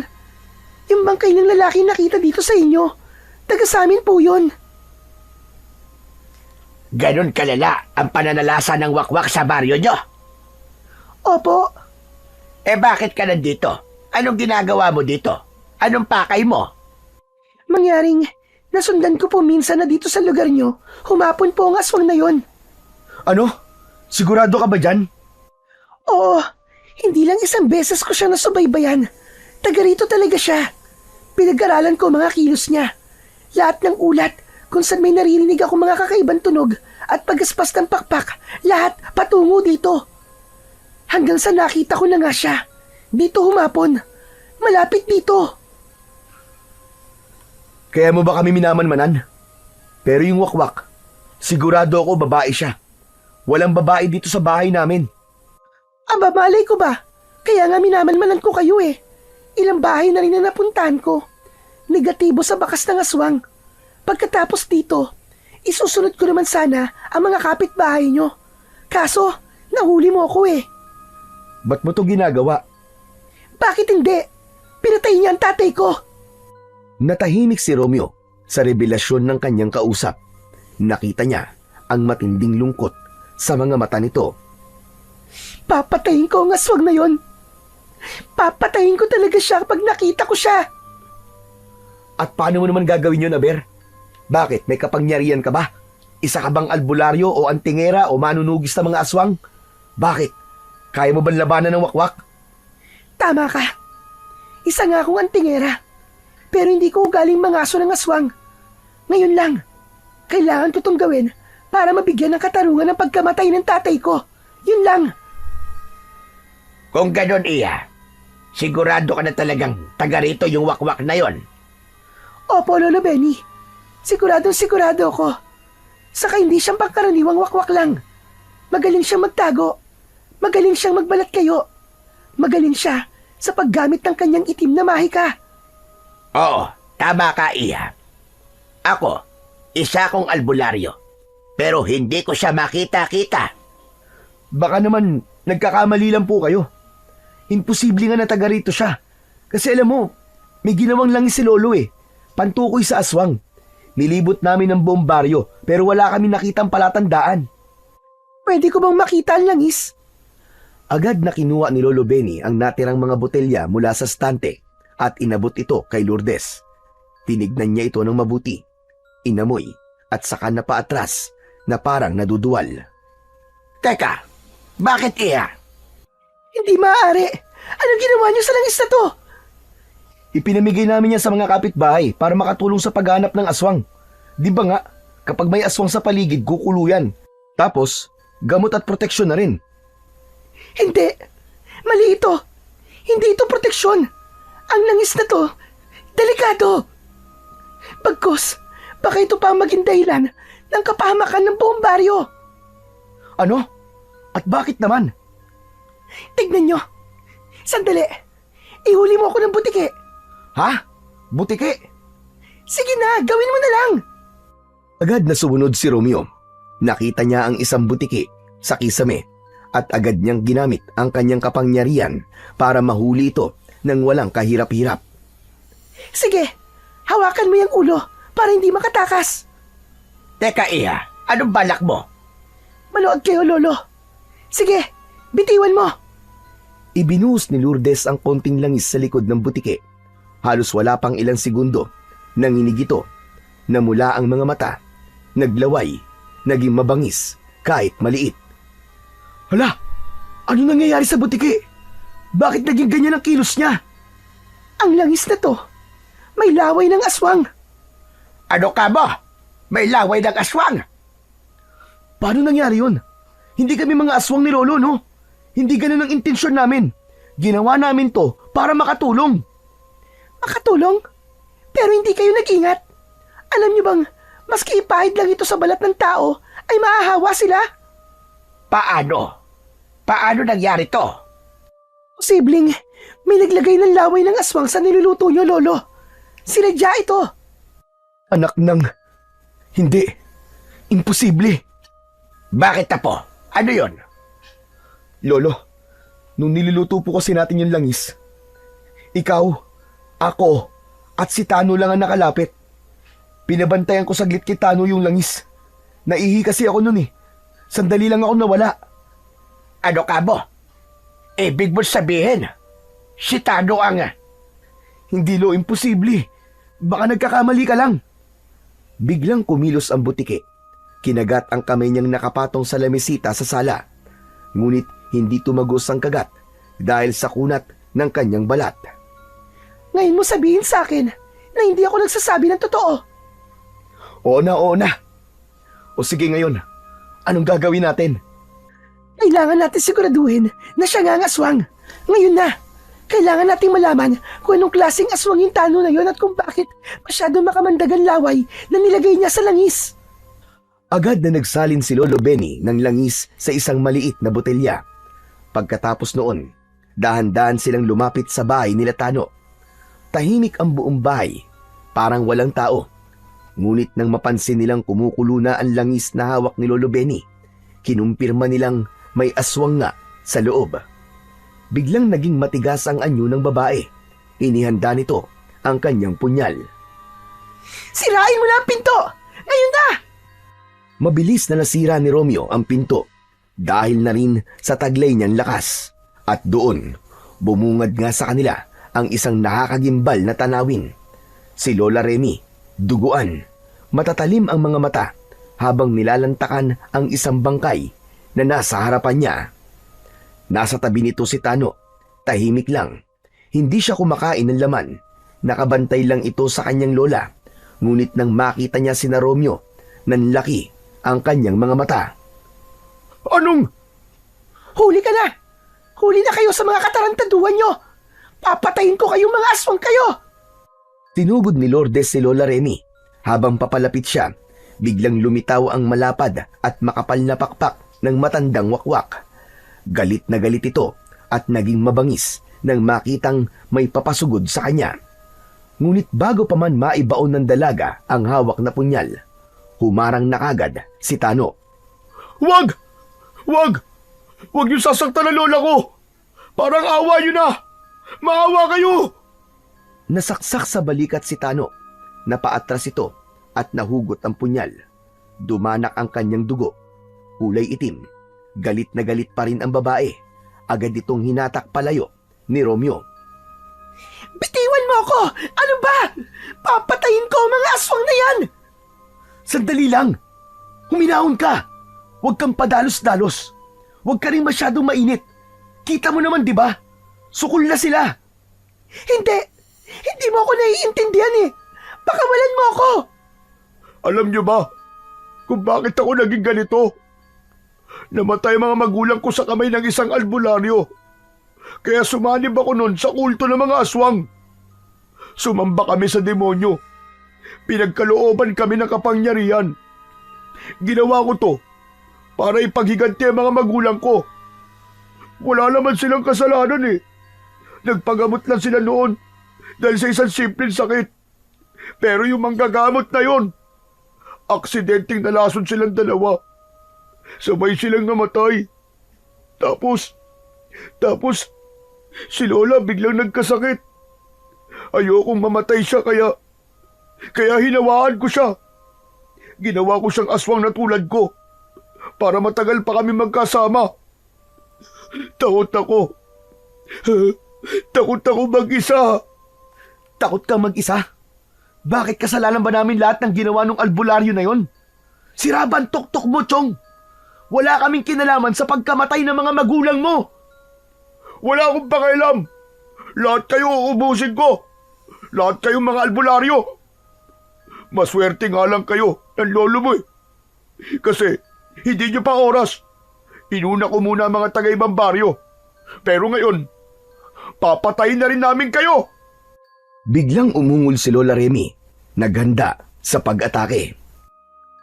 Yung langis, Lolo! Akin ang langis! Inihagis ni Lolo Benny ang langis. Sinalo ito ng babae. Agad niyang binuksan at isinaboy sa papasugod na aswang. Naging mabilis ang mga pangyayari. Nagsisisigaw ang matandang wakwak. Nagpakawala ito ng malakas na tunog. Lola! Bumagsak ang wakwak sa saig. Napunit at tila nasunog ang mga pakpak nito. Halos maabo ang dulo. Nangisay ito, hindi na halos makagalaw. Halata ang matinding sakit na nararamdaman habang ito'y nangyayari. Si Tano naman ay biglang nagbago.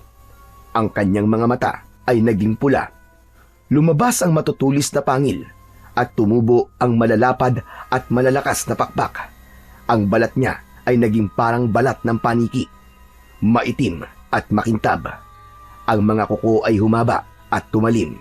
Mas malaki ito sa naunang wakwak. Humuni siya ng napakalakas, parang may tinatawag. Maya-maya pa, May narinig silang pagaspas ng mga pakpak sa labas. Sinasabi ko na nga ba? Marami na siyang nawaan. Lumabas silang lahat ng bahay. Sa labas, nakita nila ang halos 10 wakwak na nakadapo sa mga puno. Lahat sila'y galit na galit. Lahat sila handang pumatay. Nagkatinginan sina Romeo, Lourdes at Lolo Benny. Handang makipaglaban. Agad na inatake sila ng mga wakwak na yon. Nasugatan pa si Lolo Benny. Wala siyang dalang panlaban, kaya inalalayan siya ng kanyang apo. Lahat ay sinasalubong ni Romeo. Tila ginagawang isang matigas na pananggalang ang kanyang katawan upang hindi masaktan ang kanyang lolo. Ang babae naman, walang takot nitong kinakalaban ang mga umaataking halimaw. Halos 3 sa mga yon ang kanyang nasugatan. Sige lang, patayin niyo sila. Patayin niyo ang mga ginawa niyong aswang. Napahinto ang 3. Si Romeo, nagngingit-ngit na sa galit. Ramdam na ramdam niya ang bigat ng sinasabi ni Tano. Walang hiya ka! Maski mga inosente, dinadamay mo, hayop ka! Bakit ako sisisihin mo? Di ba't kayo naman ang nagpamudmud ng langis? Dadami pa yan. Lahat ng tao dito magiging aswang. Kainis at pagkapikon, agad na sumugod si Romeo. Ginamit niya ang kanyang katawan. Binanat ito at binalot si Tano. Pinilipit niya ang katawan na parang lubid. Bitiwan mo kung hayop ka! Bitiwan mo ko! Hindi kita bibitiwan dahil papatayin na kitang hayop ka! Ang sama mo! Ang sama-sama mo! Sa isang mabilis na kilos, pinakawalan niya ang aswang.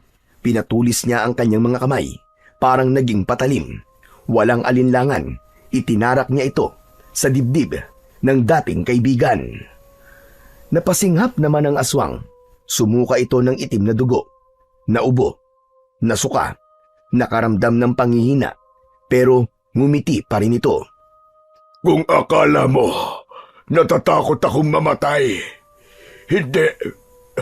Ayos lang sa akin. Pero kahit mamatay ako, hindi nyo na mababago ang katotohanan. Kayo ang dahilan kung bakit dadami ang mga aswang dito. Hindi ka takot mamatay? Ha! Kung ganon, hindi kita bibigyan ng isang magaan na kamatayan. Tumayo si Romeo, tumingin kay Lolo Benny. Tapos ay muling ibinilog ang katawan at ipinilupot ito sa katawan ng wakwak. Lolo! Sunugin mo ako! Ano ka ba? Hindi maaari yun. Baka mamatay ka po. Hindi pwede. Hindi, Lolo, maniwala ka. Ayos lang yun. Sabi ng gabay ko, hindi daw ako mamamatay. Nakakausap mo ang gabay mo. Opo, kanina pa. Bumubulong po siya sa tenga ko. Siya nagsasabi kung paano ko gamitin ang kapangyarihan ng mutya. Kung ganon, sige. Walang nagawa si Lolo Benny. Nagtiwala siya sa kanyang apo. Kinuha niya ang lighter sa kanyang bulsa. Sinindihan niya ito. Inilapit sa katawan ni Romeo. Unti-unting kumalat ang apoy. Nagliyab ang katawan ng binata. Umalingasaw ang amoy ng nasusunog na goma. Napasigaw si Tano sa sakit at sa amoy. Umuusok ang katawan niya habang unti-unting nilalamon ng naglalagablab na apoy. Hindi siya kagad namatay. Umiyak siya habang nasusunog. Kinuyom ang kanyang mga kamay at nagpupumiglas. Pero hindi na siya makatakas. Wala siyang nagawa kundi tiisin ang dahan-dahang pagtupok sa kanyang katawan. Masakit at mabagal ang kanyang naging kamatayan. Nang makita ito ng ibang wakwak, sa halip na umatake ay napaurong silang lahat. Isa-isa silang nagsiliparan papalayo. Tumakas sila sa takot sa apoy at sa amoy ng nasusunog na goma. Nang tuluyang matunaw ang katawan ni Tano, huminto ang apoy sa katawan ni Romeo. Kusa itong namatay. Napaupo naman si Romeo, hingal na hingal at pagod na pagod. Sa tabi niya, nakahandusay ang katawan ni Lola Remy. Wala na rin itong buhay. Tapos na ang laban. Sa wakas, Nabigyan na rin ng hustisya ang pagkamatay ng tatay ko. Walang iya ka! Walang iya kayo! Mga wala kayong awa! Nilapitan niya ang nakahandusay na katawan ni Lola Remy at pinagsasaksak ito ng kanyang kutsilyo. Tama na! Tama na, iha! Wala na! Patay na siya! Patay na sila! Ang katawan ng matandang wakwak, unti-unting tila nasunog din at naging abo. Ang abo nito ay tinangay ng hangin. Okay ka lang ba? Ano nga palang pangalan mo? Lourdes. Lourdes ang pangalan ko. Lourdes, salamat sa naging tulong mo sa amin, ha? Hindi. Ako nga ang dapat magpasalamat sa inyo. Pero hindi pa tayo pwedeng magdiwang sa ngayon. Kailangan nating harapin yung problema natin sa mga langis at sa mga nahawa nito. Tama ka. Bukas na bukas din ay kukolektahin namin ang lahat ng botelyang ipinamahagi namin. Kailangan mahanap ang lahat ng mga nahawa. At hindi ako titigil hanggat hindi ko sila na ibabalik sa dati. Kinabukasan, maaga silang gumalaw at ang balita, mabilis ding nakarating sa mga residente. Agad na naipon ng mga tao sa loob ng bakuran ni Natano. Gimbal sila sa nakitang bangkay sa loob ng tahanan ng maglola. Napag-alaman nilang aswang nga ang mga ito. Ginamit naman yung pagkakataon ni Lolo Benny para sabihin sa lahat na hindi epektibo ang mga naipamigay nilang mga langis. Nakiusap siyang ibalik lahat ng mga ito sa kanya. Hindi pa umaabot ang 1 oras, halos kalahati na ang nakapagsoli. Pero wala sa mga yon ang hinahanap nilang 10 wakwak na nahawa. Mabilis silang kumilos, kinolekta ang iba pa, hanggang sa nahanap na nila ang mga taong nahawa. Madali lang nila itong nakilala dahil kapag malapit na sila, agad na kumukulo ang langis sa bote. Agad na dinala ang mga ito sa bahay ni Lolo Benny. Pinagtulungan nila itong gamutin. Gamit din ang bagong gawang langis ni Lolo Benny. Pinahiran niya sila ng langis. Nagsunog din ito ng kamangyan at pinausukan ang mga naging biktima. Nagsuka agad sila ng itim na likido. Tumagal ang gamutan ng ilang araw. Araw-araw ay tinututukan nila ang paggaling ng bawat biktima. Si Lourdes naman ay patuloy na tumulong upang mapagaling ang mga tao. Samantala, hindi na nila sinabi sa mga tao ang buong katotohanan tungkol sa langis. May ilan na nagtanong kung bakit sila naging wakwak. Ang sagot na lang nila, nahawa sila ni Tano na di nila namamalayan. Pinili nilang hindi aminin ang kanilang naging pagkakamali upang hindi sila pagdudahan. Upang magamot silang lahat, ang mahalaga, mailigtas nila ang baryo at maibalik ang kaayusan nito. Pagkalipas ng ilang araw, gumaling na ang mga nahawa. Umuwi na rin si Lourdes sa kanilang baryo. Natapos na ang kanilang mga kalbaryo. Ngunit isang gabi, habang nakatambay mag-isa si Romeo sa loob ng kanyang jeep, biglang nagpakita sa kanya ang gabay. Romeo, pinatunayan mo na karapat-dapat ka na. Kaya ngayon, ibinibigay ko na sa iyo ng buo ang mutya. Gamitin mo ang kapangyarihan nito sa tama at sa kabutihan ng mas nakararami.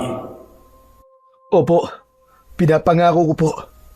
Buong buhay ko, gagamitin ko ang mutyang to para sa pagtatanggol sa mga taong nasa panganib. Lalabanan ko po ang lahat ng mga kampon ng kadiliman. Napangiti si Romeo.